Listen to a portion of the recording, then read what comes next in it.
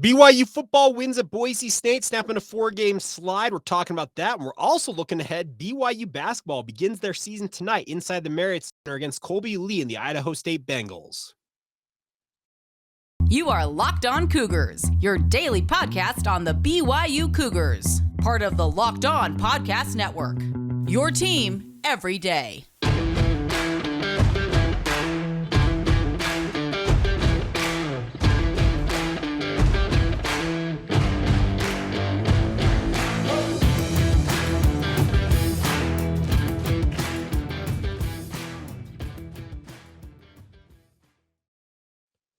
What's up, everybody? I'm Jake Hatch, your host here on Locked On Cougars, your resident BYU insider. Thank you for making Locked On Cougars your first listen of the day. We are your only daily podcast focused on the BYU Cougars. Goal here, simply stated, to make you the smartest BYU fans in the room. So thank you for making some time for us. Our title sponsor on today's show is our friends over at LinkedIn. LinkedIn Jobs is helping you find the qualified candidates you want to talk to faster. Post your job for free at linkedin.com/lockedoncollege. That's linkedin.com/lockedoncollege to post your job for free. Terms and conditions apply. All right, my friends, BYU football gets a huge win, and apologies for the lack of a postcast immediately after the game. My voice, after I recorded the Thursday edition of the show last week, did not go back above a whisper on Thursday, Friday, or even really Saturday until Saturday evening. Finally was able to do a post-game recap on my radio station, the KSL Sports Zone with Alex Curie. But then my voice was like, okay, you've had enough for one night. So I'm back to close to 100%. Voice is back. I can tell you that much. That's a miracle in and of itself. And a big shout out to Dusty Litster for his tip on that. But it's good to be back. Apologies for the lack of shows late in the week and also throughout the weekend. But health comes first and foremost, and when you can't really communicate in the communications field, kind of tough to do that. So thank you for all of your support. But a huge win for BYU as they take down Boise State. And just a heads up to you guys, I've got my throat coat tea here. If you're watching this on YouTube, I'm going to be drinking that probably throughout the show to make sure I can get through this. Also, if I cough, understand that, like I said, I'm not necessarily back to 100% quite yet, but on our way. So get a swig of that, and let's talk about BYU football and their win over the Boise State Broncos. I'm going to share the stats field here from ESPN.com with you guys. I'm going to throw that up. There we go. Very nice. I can take down the overlay here so you guys can see it a little clearer, and we'll actually maximize it so you can see that a little clearer on your end. But BYU football gets the win 31-28 over the Boise State Broncos, and massive win. And massive is a relative term. Let's be very clear about that, because BYU is now just 5-5 on the year. They have all but assured themselves of bowl eligibility because we are all giving them a win against Utah Tech after the bye week this week. Should get them to 6-5, and they should have a chance to go to Stanford on Thanksgiving weekend, finals regular season weekend of the season. A chance to maybe make it 7-5, which would be an absolutely incredible run considering having lost 4 straight in October. To run the month of November perfect be kind of a funny and ironic way to end things. But the biggest thing is for BYU is we're looking right now at an opportunity for them to really make a statement that, hey, maybe we weren't quite as bad as we were in the month of October. I saw a lot of positive things coming out of this game for BYU, particularly I thought the BYU defense did a very, very good job. This number right here, you probably can see this if you're watching us on YouTube, but BYU limited BC State to 30 carries, 104 total yards on the ground. It's an average of 3.5 yards per carry. Now, that's a great number because BYU, they've been given up 250, 300 yards rushing in some of these losses. And I do have a question about why Dirk Cutter, the Boise State offensive coordinator, decided to come into this game and start throwing the ball all over the yard. That really seemed to be intent on doing. And Taylor Green had a good game, 17-23, 220 yards, 2 touchdowns. It's not bad numbers, but the thing is, teams that have beaten BYU have controlled the time of possession, have controlled the line of scrimmage, and they did it with the ground game, but Boise State seemingly abandoned it way too early, it felt like, in many ways. But BYU found a way to get their offense humming against one of the best defenses in the country. Boise State, by most metrics, is a top 10 defense across the board. Number 1 in pass defense. What does BYU do? They shred it for 377 yards. Look at that. Jaron Hall, 29-42, 377 yards. The 3 touchdowns coming in the second half. The 2 interceptions, obviously not great, but what a marvelous passing performance. Hold on. Now, when it comes to what's going on with Jaron Hall, is he had maybe one of his best games in a BYU uniform. As you see, also led BYU with 12 carries, 82 yards rushing. His feet were absolutely incredible. He had that long run of 48, carving up right up the middle of the field. And there were times that Boise State had no answer for him. And they also had no answer for Puka Nacua. Puka Nacua, 14 receptions, 157 yards. What a marvelous performance for Puka Nacua. And the catch, it's one of the top 5, 3, maybe the top catch in BYU football history that won the game for BYU. What a marvelous, marvelous play. Now, obviously, the replay review, they called it a touchdown on the field because it's just a crazy, crazy catch. I'm not sure that, excuse me, I'm not sure the official fully was comprehending what had just happened on the play. But Puka hauls that in, gets called a touchdown on the field. They review it, and they had no indisputable evidence that he did not get a foot down. And we have the picture after the fact, I think from BYU Photo, showing definitively there's possession of the ball, and he's got a toe just a centimeter on the ground. Absolutely incredible. Incredible effort by one of the best receivers in BYU football history. We're going to get to some of your comments here in a minute. This is essentially your postcast edition of this show. We're going to get to that. But then also some other guys showed up, and that was the fun part about this.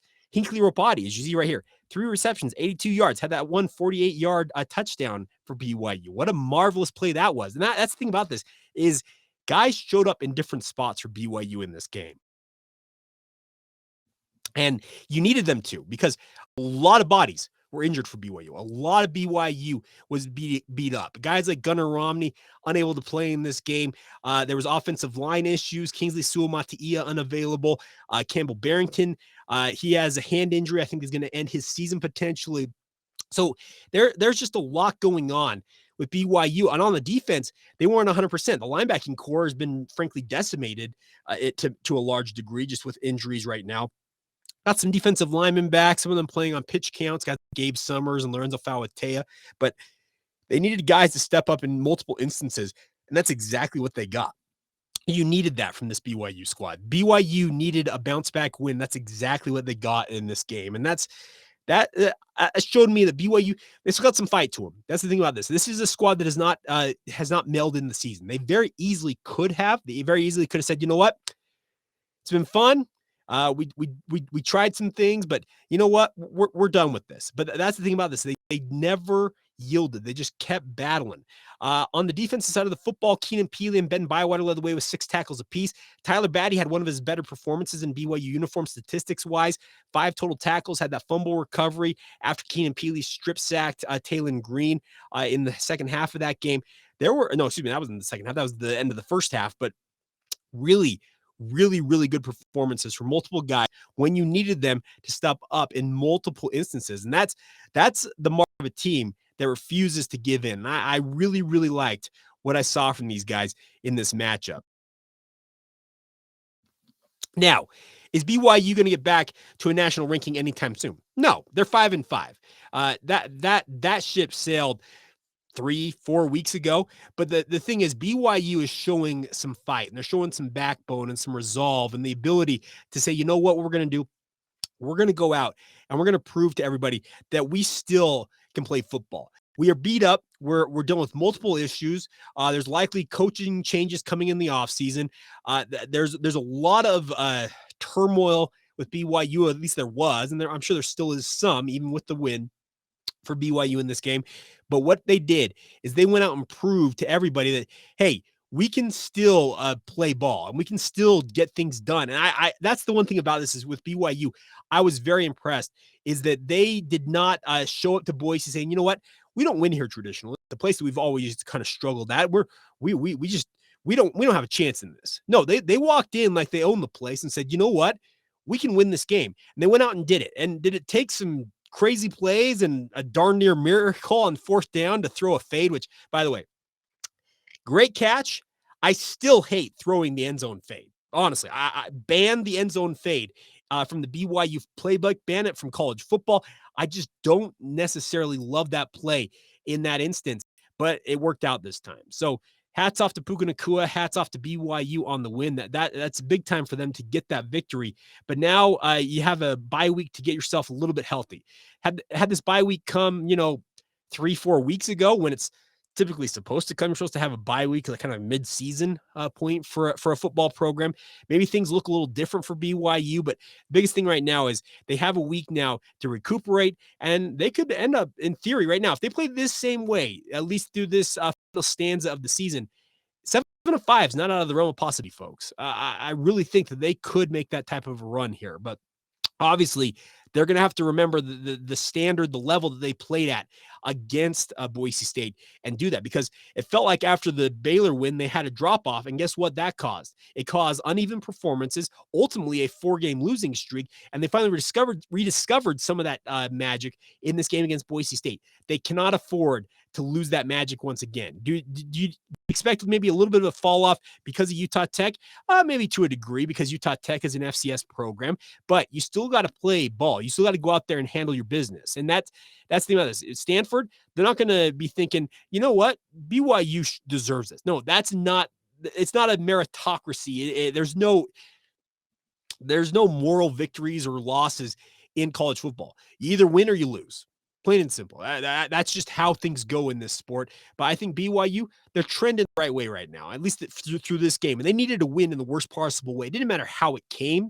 I talked about that against ECU. BYU just needed to win. They needed a W to put it into that win column, and they didn't come against ECU because they faltered down the stretch.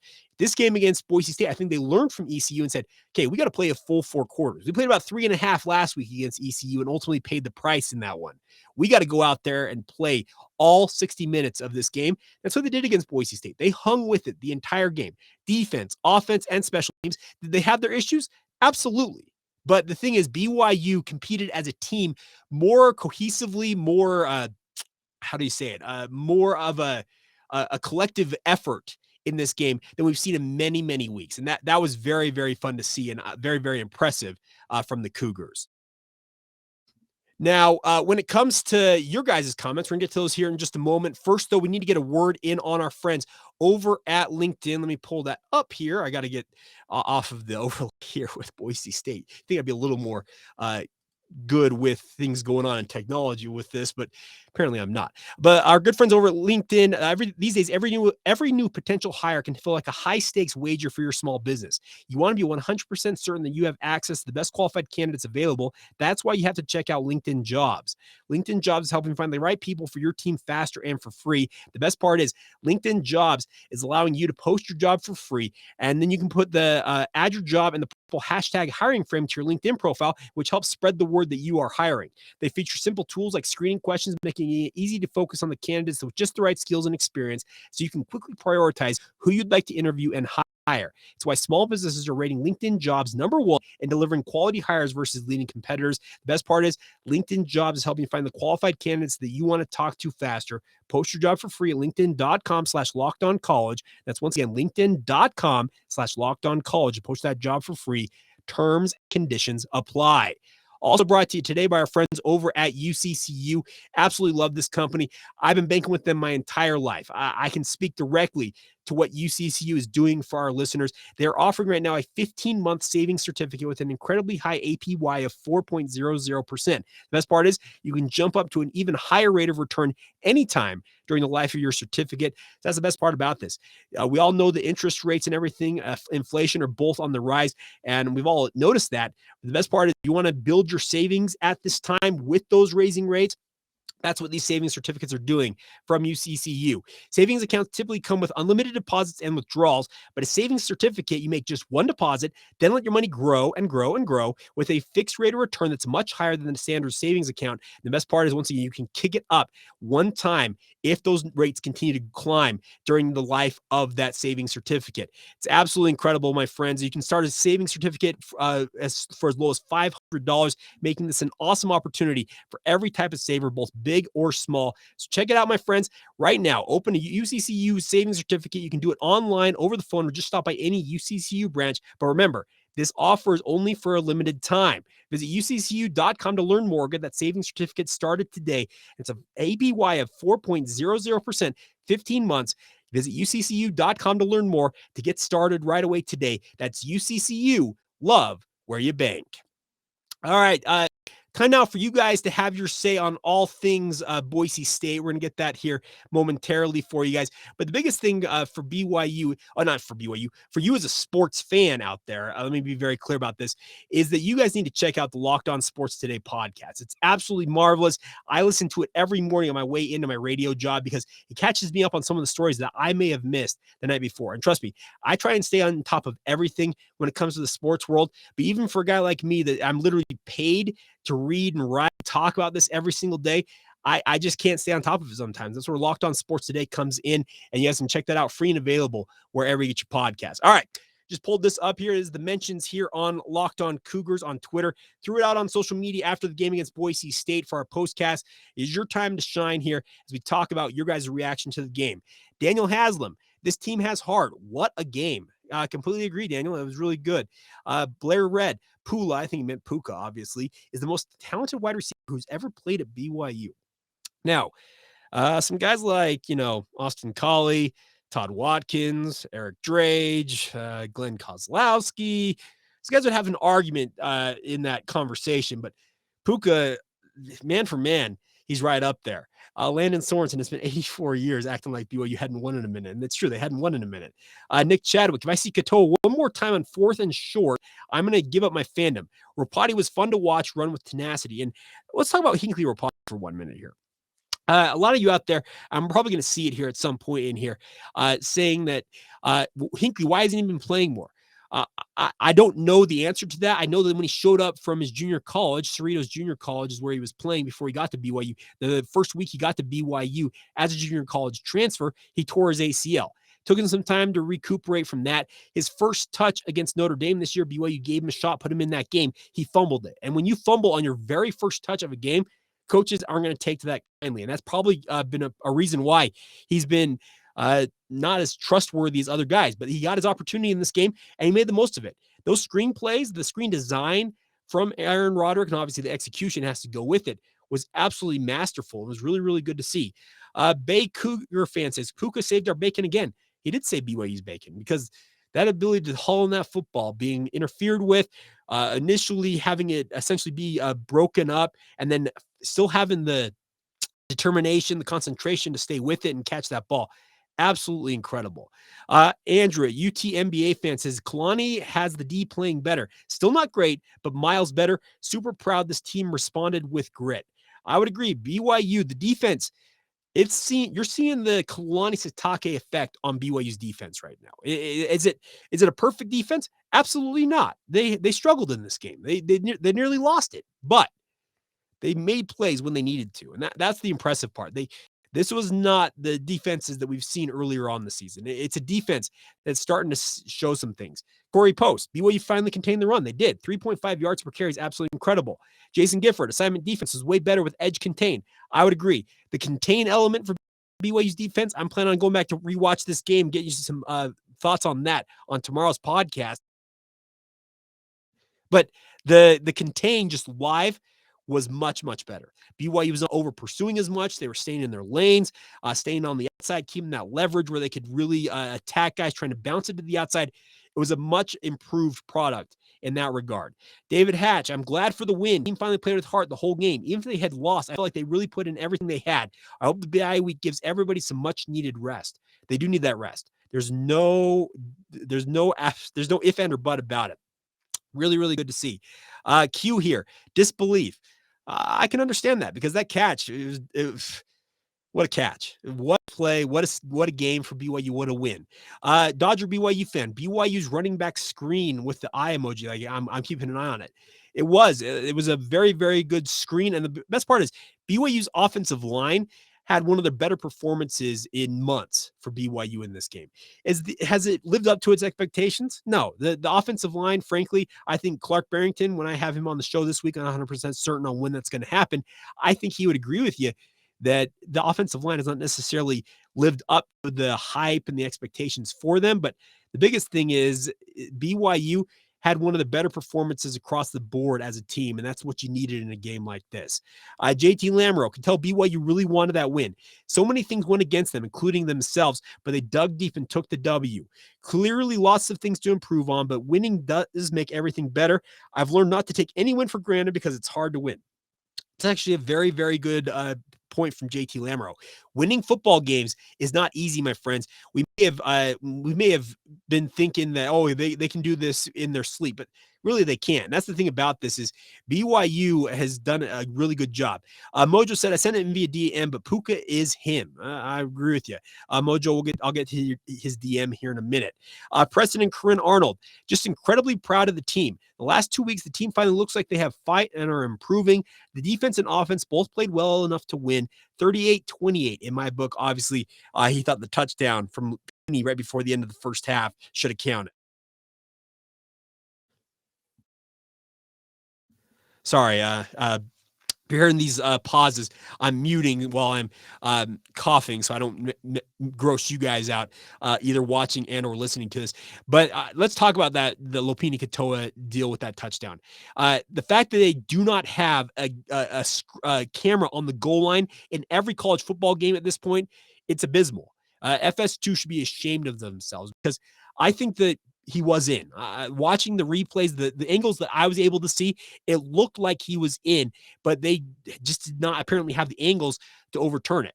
Now, obviously, I have my own druthers with that officiating crew and then being like, what's the call? No good. It was spotted here. There was no, your job as a line judge is to look right down that line and determine where that ball was spotted the second a knee is touching the ground. Now, I also give officials credit because they do a far better job than I think we give them credit for. But in that circumstance, you cannot be as nonchalant and, what'd you think?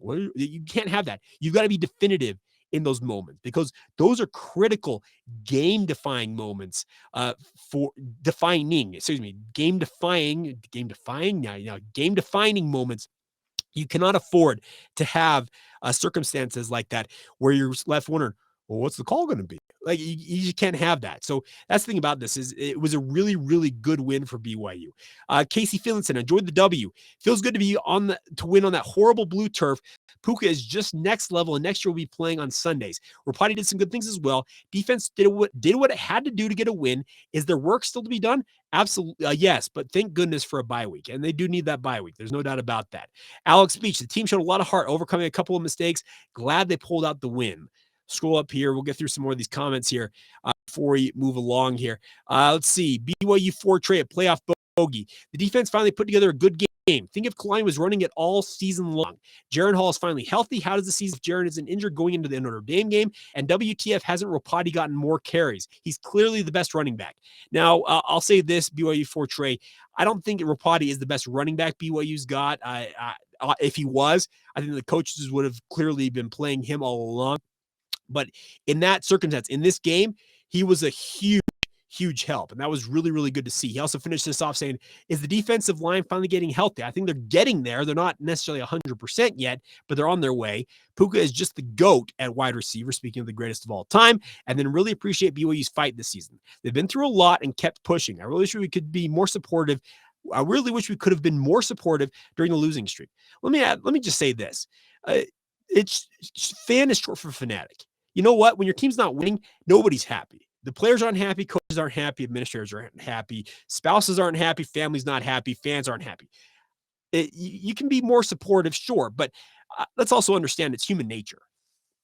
That's the thing about this is you can't necessarily just say, well, we should have been more supportive. Okay, you can say that it's hindsight, and that's really easy to say now, but it doesn't necessarily work to me in the real world. And it's just, it's called being a fan. So that's the thing about this. So thank you for all of your support. I guess we'll give one more here to Ken Fox. I am so happy with what I saw with BYU on Saturday. This is the quote stuff I saw in person versus Baylor. We stopped the run. Our corners and safeties played great. Only 324 total yards for Boise. Improvement. Our offense was able to keep up with Boise and Rapati. Who knew? Honestly, I don't think necessarily anybody knew what Hinckley Rapati would be able to bring to the table for BYU, but still really, really good to see for him and an opportunity for him to shine. You can't take that away from that young man. It was really, really good to see. All right. So that is our postcast edition of the podcast. We're going to talk some BYU hoops. They open the season tonight against Idaho State. It snuck up on all of us. I will admit it's crazy to think it's here tonight, but the open of the college hoops season is tonight at the Marriott Center. Get you some notes on what to expect from Idaho State, also what to expect from BYU basketball. We'll get to all of that here momentarily. First, though, a word on our friends over at BetOnline. They are your number one source for betting football and the start of the new basketball season across both the college and basketball, both college basketball and college football, as well as the NFL and the NBA. Find all the latest player developments, team matchups, news, podcasts, and in-depth analysis on every game. And as always, BetOnline remains your continued source for all of your sports wagering information with live betting and up-to-the-minute scores for every sport out there. For example, tonight, BYU, according to our friends at BetOnline, is a 21-point favorite over the Idaho State Bengals. They're expecting them to absolutely pound Idaho State, but if you want to take advantage of that, visit our friends at BetOnline. It is the fastest and easiest way to check in on all of your favorite games and events, including Major League Baseball, MMA, boxing, and golf. Head to the website today or use your mobile device to learn more. That's BetOnline, where the game starts. Thank you once again for making Locked On Cougars your first listen of the day. Always appreciate you guys checking out the show. Hold on for a second. Told you that the cough was going to pop up at some point here in the podcast. It's been an interesting podcast. Let's just put it that way. So apologies and thank you for bearing with us.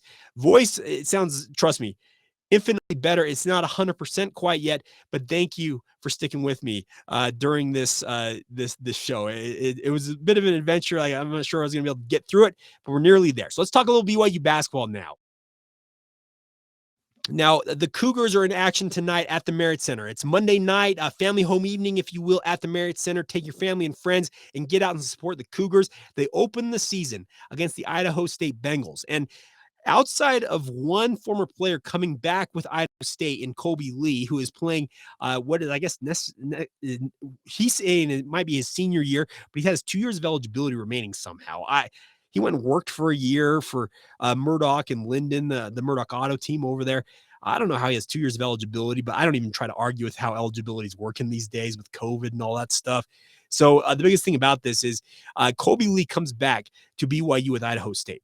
Outside of Kobe Lee, there's really nothing about Idaho State that is noteworthy to me in this game. And nothing against the Bengals. Let me be very frank about it. It's nothing against Idaho State. They are just a team. They've been picked to be dead last in the Big Sky Conference. Dead last. Like Ken Pomeroy thinks BYU is going to absolutely demolish them. He thinks BYU is 26 points better than Idaho State. Like he thinks BYU just absolutely rolls Idaho State. This is a good opening game for BYU basketball because you have a huge game coming up on Friday against San Diego State. That's one of the ones that's going to define your season for BYU. And this is a BYU squad that we've seen them they had their blue and white exhibition. We saw them in the exhibition game against Ottawa out of Arizona, pile up 109 points. Very, very impressive stuff. But the biggest thing for BYU in a game like tonight is when it really matters, when the lights really come on. This is for an actual 1-0 record. This is you guys trying to show what you can do as you get ready for a huge matchup later this week. What can you show out there that will be sustainable the rest of the year? I know it's only one game. It's a very small sample size, but I'm looking forward to seeing BYU hopefully shooting the ball at a very efficient clip. And so far this year, BYU's been pretty good at shooting, both from three and from the field overall. But you want to see that number remain relatively high throughout the year. I really feel like BYU's fortunes, as most teams' fortunes throughout a college basketball season, will lie with how they shoot the basketball, especially on this BYU squad with how Mark Pope likes to run his offense. They live and die by the three. That's just how Mark Pope likes to run things. They're going to run actions. They're going to free up guys to have corner threes, top of the above the break, top of the key type threes. If you can hit those at a consistent clip, we're talking around 35, 36, 37% as a team, BYU could have a pretty good year. You get to 40%, you might have a very elite year if you're BYU. But the biggest thing is you've got to have guys hitting consistently. And the way this roster is constructed for BYU, I actually am feeling like BYU, they could make some noise this year. I'm not necessarily saying that they will. I'm not saying this is the year they're going to knock off Gonzaga in their final year in the West Coast Conference. Oh, or maybe not, considering the West Coast Conference apparently is talking to the Big 12. But The biggest thing is this BYU team, they fell to a disappointing 5th place finish last year. They know that they fell way below their expectations a year ago, and their shooting really did them in. Their lack of athleticism and length also affected them. So they went about that in the transfer portal, trying to address those things. And I think they've done a decent job with it. I'm a big fan of what a guy like Noah Waterman can bring to the BYU lineup. 6'10", the ability to shoot it from three. You can't teach that type of size and that ability to shoot with that type of a frame. Can he be a consistent option for BYU? Jackson Robinson, I'm about as big of a fan of this former 4-star talent as anybody. He has the tools as a 6'7" guy who can shoot the three at a high clip to be a future superstar for BYU basketball if he reaches that potential. Well, it starts tonight. And that's the big thing about this is you've got to go out and prove it. Now, BYU is going to be looking to obviously go 1-0. I think that they will relatively easily here, but there's going to be some shaky moments in a game like this because the nerves are there. Like you've gone through the exhibitions and there are some nerves with those, but you know that those games don't necessarily quote unquote count. So you can play a little more fast and loose and say, you know what, the repercussions aren't as severe. Now, tonight, this is where it counts. You lose a game like tonight, that's going to be an absolute anchor around your neck when it comes to the NCAA tournament selection show come early March next year. That you can't lose games like this. I think BYU rolls in this one. I think it shouldn't be necessarily close, but go handle your business. Dispatch Idaho State, say what up to Colby Lee. Hopefully he scores like 10 points and has 4 rebounds and gets to wave to the crowd and to his family. They're probably going to be in attendance, and you send him off and say you wish him well, but you go out and handle your business. Now, then you turn your attention to an absolutely mammoth showdown with with San Diego State later this week. It's going to be a big one on Friday night. And we'll be looking forward to that one all week long with BYU football on a bye. It's going to be a little bit interesting of a week. So we're going to push things back a little bit. I'm going to do a film review at some point this week, pending when Clark Barrington can come on the show. We'll get that for you guys as well. It's going to be a fun week all the same. No BYU football this weekend, but we'll still have plenty of football coverage. And obviously with BYU basketball kicking things off, we'll have plenty of that coverage as well. That's going to do it for me. Voice held out pretty good, I thought, all things considered. So thank you for your support of the podcast. As always, it's good to be back. Hope you guys are all doing well. Make your second listen now, our friends over the Locked On Big 12 podcast. Get it free and available wherever you get your podcast. Also on YouTube, just like this show. And until tomorrow, have a great rest of your day. This has been the Locked On Cougars podcast. See ya.